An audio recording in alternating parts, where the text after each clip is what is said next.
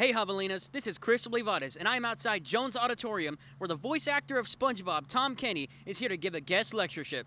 What was a show from your childhood that holds a special place in your heart? So for me, man, it was all the classics, Looney Tunes, Bugs and Daffy, Bullwinkle and Rocky and Bullwinkle. And my all-time favorite, and something I shared with Steven Hillenburg, was Popeye the Sailor Man. That was both our favorite animated character, was Popeye the Sailor Man, which would be a very tough show to get going now. He's a sailor, and he's only got one eye, and he eats a vegetable and then beats people up. What do you think? I think the kids will love it.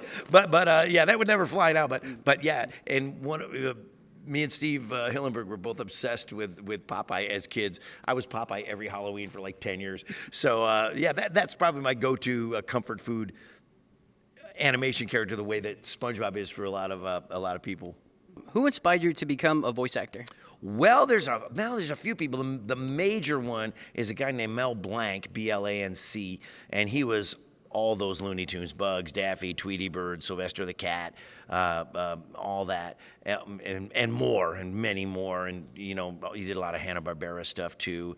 He was Mr. Spacely, the mean little boss on the Jetsons, George Jetson's boss. He did all kinds of stuff. And he was the guy, I never got to meet him, but he was the guy who kind of created my job.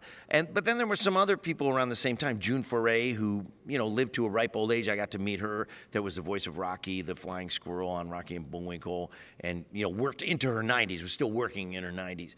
And a guy named Stan Freberg, who did a lot of, like, those Looney Tunes voices and cartoon voices. I got to meet him and work with him. I got to work with a lot of the old-timers, when they were in their golden years. Because one great thing about animation is that it's kind of age-proof. It's probably the least ageist part of show business. Show business is kind of obsessed with youth and youngness. And, all my friends that are writers and on-camera actors are going, well, once you reach a certain age, especially if you're a female, it's tough making a go of it after a certain age, People of a certain age, they don't want to see you. So as long as you can sound like that character, like nobody cares that Bart Simpson is a 65-year-old lady. You know what I mean? That works for me. Yeah. Alrighty. And lastly, what is the message you'd like to tell those here at Tamook who are interested in acting? Well, I think acting is it's a weird job, and the odds of making it, I guess, if you look at the math of it. But, hey, as Han Solo said, never tell me the odds. I'm kind of like that. I don't want to know.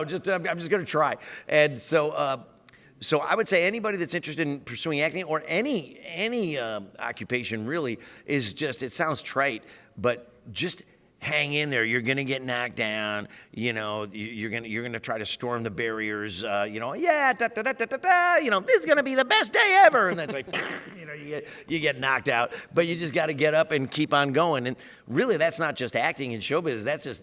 That's life. You just got to, stuff comes at you, and you just got to get up and, shake it off and realize what's really important. Okay, I got, friends, family, music, art, nature. These things will give me strength to get up and keep on going.